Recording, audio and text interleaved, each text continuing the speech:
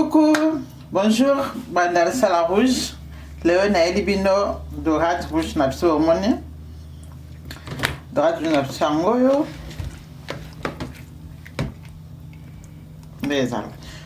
Tout ça là, c'est simple, tout ça calme kak. Faut na calme awa, na neki persil, na neki poivron jaune na ya rouge, et puis ensuite na ti ail. Na niki na kati na sangisi awa na tie mungwa na kati awa ki magia zate donc bino bozolandanga botanisa bino na kodakisa bino nene ya kosala mbisi kosala mbisi na modele nyonso tolingi osala okosala ngo kaka na ayo okosala ngo kaka na mungwa otie kaka ayi moke donc sikongana bino tondi kosala mbisi na biso ensemble.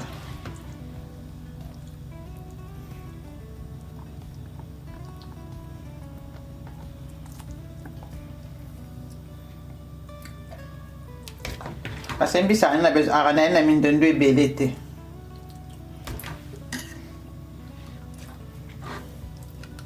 Quand personne décide au salier sans kocha ba épice au kalingié ensuite je kocha sauce na pe likolo. Menga na saisonner na che ba épice na kati.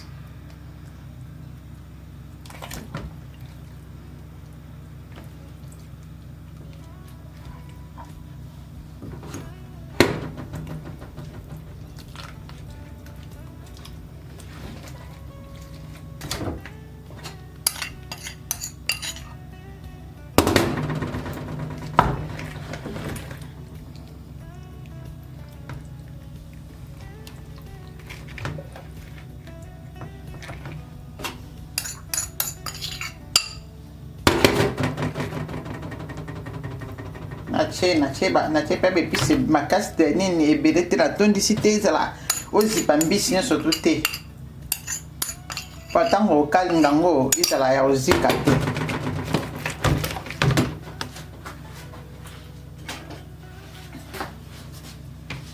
Bobosana te ko aimer, bobosana te ko partager vidéo na biso, bobosana pe te ko commenter.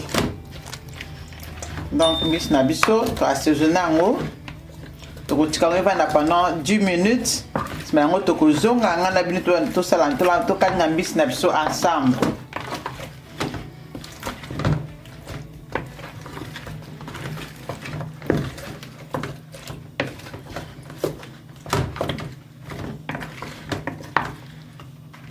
Bon, na tie moi parce que na niki be épice na tia ki mungwa na kati donc soro niki be épice tie mungwa koza mbisi soro lekisi mungwa a baby.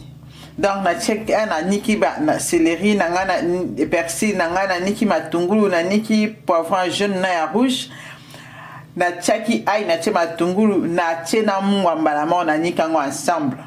Donc awa mbisi na biso déjà azaya ko bunga to tiki kaka afanda pendant 10 minutes. Siko tozipi mbisi na biso tozozonga dans 10 minutes. Bo kende te bo aimer bo s'abonner bomoni tozozipa mbisi na biso bo aimer bo s'abonner bo partager vidéo na biso ba o ba mona kite ba mona.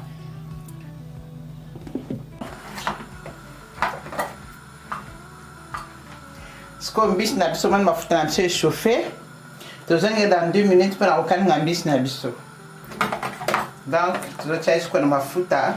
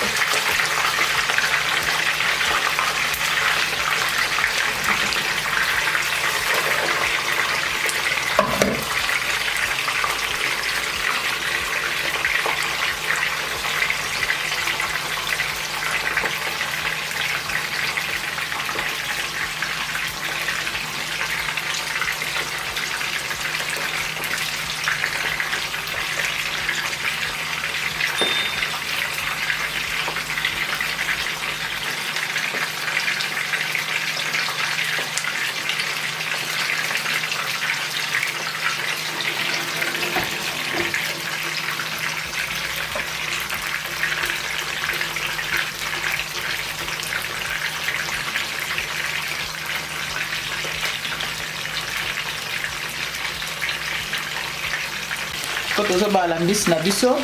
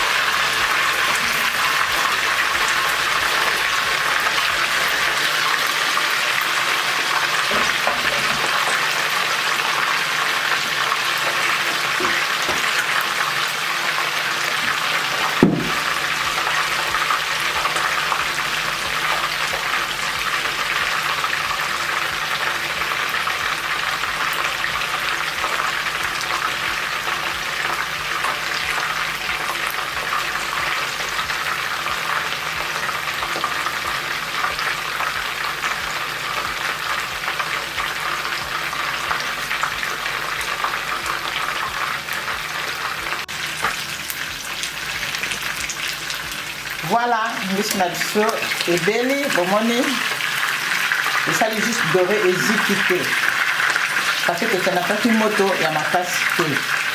Donc tosala mbisi tosa moto ya makasi te, po sotie moto makasi mbisi na yo ekokoma noir.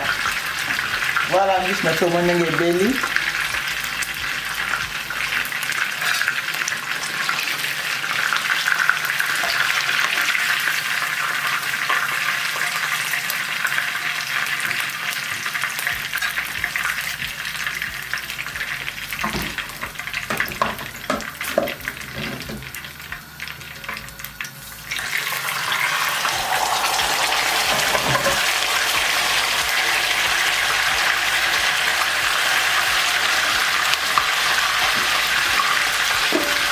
Voilà.